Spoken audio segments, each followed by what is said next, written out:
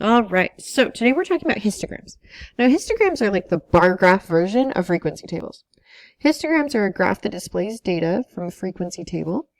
There are no spaces between the bars, and the bars have some width and interval. The same width and interval. So, like, if it was like this, they'd all be, like, nicely measured out, so they're all the same width. And then they'd be, like, differing heights, and they would have no spaces between the two different thing. So it looks something like that. Ideally, how many intervals you have, ideally, how many intervals should you use in a histogram? Same as a frequency table. You're wanting between like 5 and 7. You're not wanting really more than that. You're not wanting really less than that. You're wanting in that zone. So we need to talk about some shapes. So symmetry is bell-shaped. It's divided at the center. What symmetry looks like is something like this. So it's a histogram that looks something like that.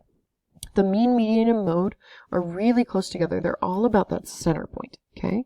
Skewness is when the data has more data on one side than the other. So it looks kind of like it's leaning. So like this is an example of a skewed graph. Hold on, let me give myself a... So it looks like that. Or it can be the other way. Okay, that's when you have outliers.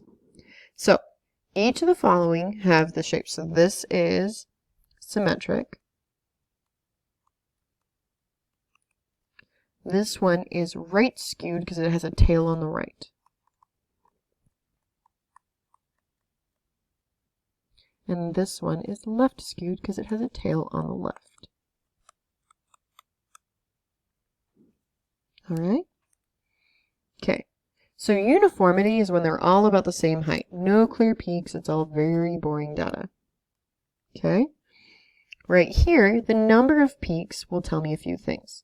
So if it's unimodal, it only has one mode. So this would be like one peak like that.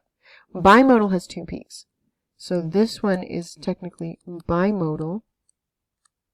This one is actually unimodal, because this peak is clearly taller than that one. Does that make sense? All right. More words. There's lots more words. Okay, gaps is data is no points, no gaps in the data points of a distribution. So like this is a gap. Okay, so this is a gap. Then this and this are clusters. It's where all the data comes together. So, let's go back and relabel these ones. So that's symmetric. This is unimodal. And there's no gaps in the data, right? This one's right skewed. This is also unimodal. And this one's left skewed and also unimodal. This one has no skew, has no mode. It's boring as all get out. And then we talked about bimodal and unimodal. This one's more uniform. Do you see how we can split it down the middle? I mean, not uniform. Whew. Symmetrical. Symmetry. Because we kind of almost split it down the middle and fold it on itself. Okay. We talked about those. Okay. For each of the following, find the missing information and label things appropriately. What would you use to describe the histogram? So, first off, we don't even have the information to make a table. Same title for our thing. So, we're going to make a frequency table. So, we need our smallest number and our biggest number. So, if we look at this, so for my smallest number, it looks like it's 40. And then, oh, nope, it's 15. I always think it's 40 and then it's not. Okay, and then my biggest number looks to be 100. Sweet. So I'm going to use the intervals we used last time we did this. So I'm going to do 10 to, so 10, 30, 50, 70, 90. And then this is going to be 29, 49, 69, 89, and 109. And then from here, we'll notice the frequency. I'm just going to go straight down. So this is 40, 75, 15. So 40, 75, 15.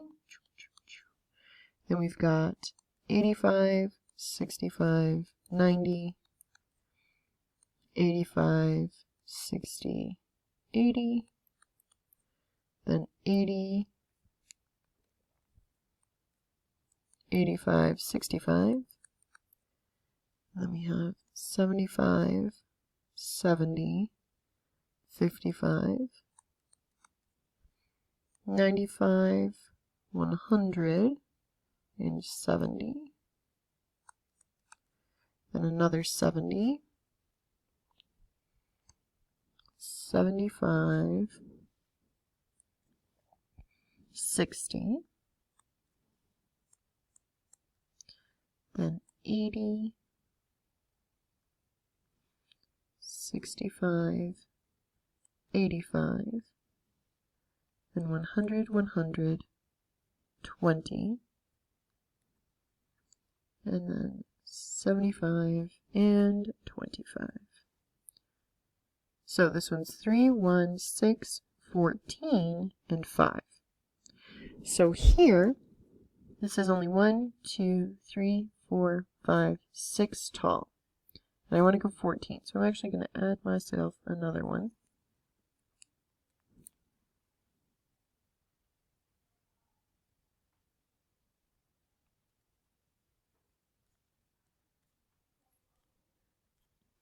Okay, and my intervals here is going to be 10 to 29, 30 to 49, 50 to 69, 70 to 89, and 90 to 109.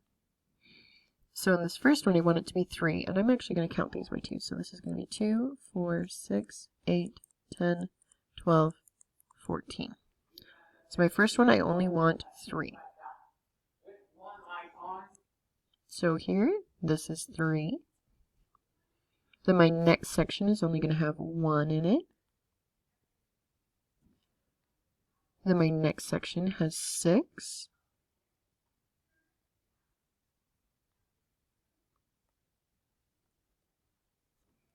Okay, my next section has 14, so it has all of this.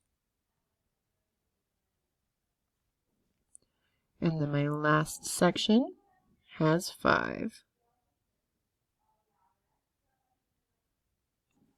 Okay, so that's what a histogram looks like. That's it. Like, I mean, I could color it more pretty, but it's fine. So this one gives us a nice pretty frequency table. And we're just going to create our histogram based on it. So our first section is going to be 40 to 69. Our next section is going to be 70 to 99. 100 to 129. 130 to 159. And then my last section is 160 to 189.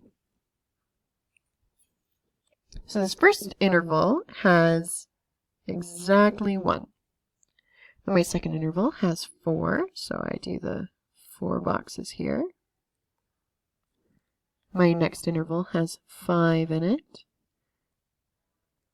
3, 4, 5. My next interval has 4. 1, 2, 3, 4. And my last interval has 6. So 1, 2, 3, 4, 5, 6. Okay? Alright, I want you guys to go ahead and give it a shot. So these are notebook scores. It already gives you the frequency, gives you the starting interval.